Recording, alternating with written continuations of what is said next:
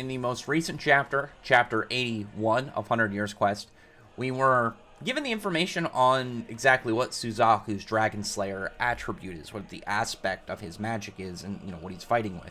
That being Sword Saint Dragon Slaying magic. So, I mean, that by itself, it's like, cool, yeah, the badass name, it makes sense, the swordsman and whatnot. And the only real Dragon Slaying swordsman I'd say we have, unless you want to count Kyria, because Rogue, that sword is for show.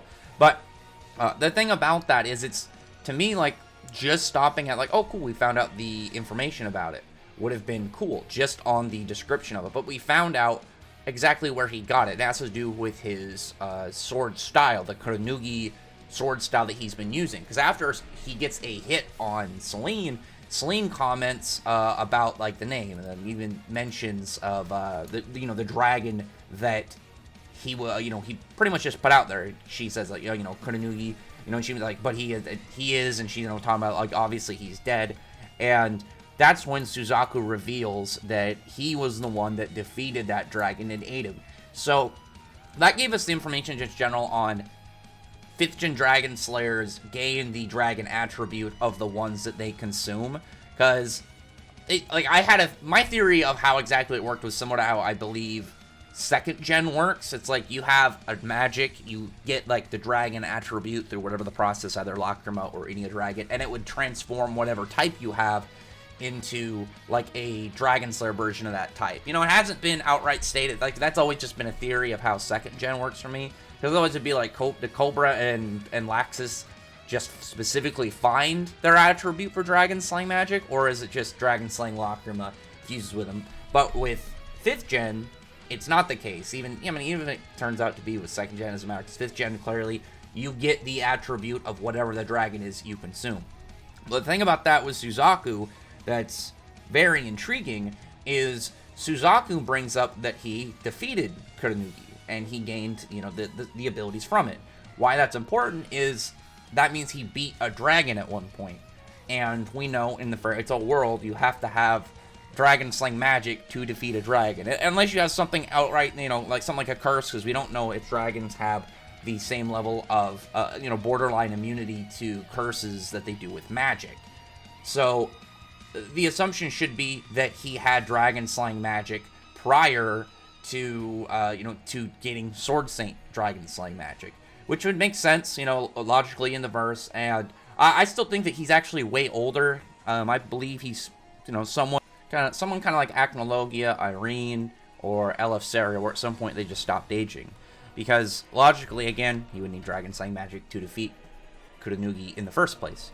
And when we see him use the technique Underworld Drop, he's got this red, I would assume red, just because he's, the red dragon, Suzaku, like, just all around him. And you see the Moonlight Butterfly technique that Celine uses seemingly change colors. I would assume maybe affected by that red, whatever the red ability would be, if that is the case. Because on top of that, we know that Natsu and Urza, getting struck down by him, is going to be a larger problem than I would assume than just, they take him away, heal him, and get back.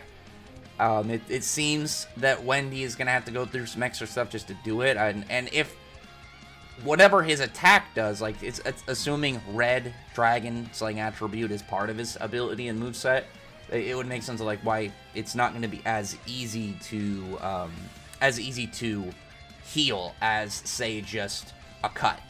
So if he does have, on top of Sword Saint Dragon Slaying magic, he also has red Dragon Slaying magic, I think it would really do well. And on top of that, it would be really cool to see combinations of the, the aspects and the types, because I don't think it would be the same as like Lightning Flame Dragon mode, or Iron Shadow Dragon mode, White Shadow Dragon mode. It might just be either two separates being able to use two without them fusing, or, like, they combine to become something entirely new instead of, like, kind of just cladding the things together.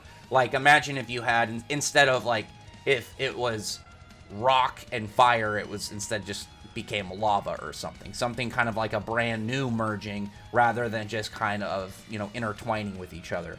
So I am really interested to see where this goes with Suzaku. I've been very interested with his character, and the things in the chapters that I'm always extremely happy to see is when we get information like this. We find out about this dragon that, you know, we got his powers from. We got information on how 5th gen dragon slaying magic works, and how exactly it's going to be like later on. So essentially, if we can get a character to eat, like, it goes a theory that I've had for a bit, but like, say like Georg, because we know Georg wants the dragon god's abilities. Like, say they get just a piece of Selene in her dragon form, just like, I don't know, like a small slice of her tail, or like one of her fingers or something. I guess dragon would be a claw.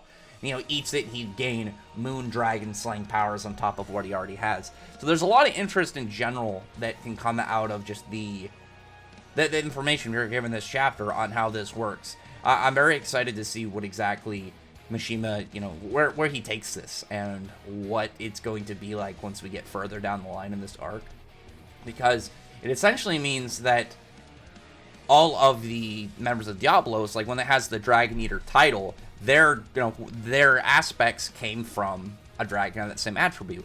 But I think there has to be more than that. Like, it could explain why the the 4, it's not 4, it's assumed 4, but the Black Dragon Slayer Knights of Diablos are so much more powerful. Maybe they're the ones that actually defeated dragons by themselves, whereas the weaker members, you have people like Skolion, Madmol, and Nibaru, Kiria. Maybe they didn't get theirs by themselves. They went with one of the upper, members of Diablos. I think that would actually make a lot of sense as like the hype behind some of these guys. Like, say, assuming it's 4, the whole 4 idea of the Black Dragon Slayer Knights is pretty much entirely off of Suzaku having like this phoenix kind of design, and if it's based off of like if they're based off of the 4 Chinese deities, what is it, the 4 guardians or whatever. If it is 4, say it's like those 4 and Georg are dragon slayers who actually defeated dragons at some point in history, but it was just somewhere else off in the world, because we know that there's there's still more areas that haven't been explored, and for the most part the story took place on Ishgal, and then we got over to Lakitation, but now we're in Giltina. So there's definitely going to be characters that are powerful out there that we never heard of, because they had absolutely zero connection to events on the opposite ends of the planet and whatnot. So tell me your thoughts about this in the comments. Like, what how would you think if Suzaku actually had the red dragon slaying magic? Like, a lot of people, well, I know a lot of people thought it just because the red dragon title. I fully thought it because, like, not only that he's themed red. So we'll see on that one. And again, it would make a lot of sense just because of the fact that he took down a dragon at one point. So I would assume that he had dragon slaying magic prior. So we'll see on how that goes. Other than that, though, comment below. Thumbs up the video, but friend, like button, subscribe button, and check out my other videos. Other than that, I appreciate everybody's already subscribed. Thank you all for listening.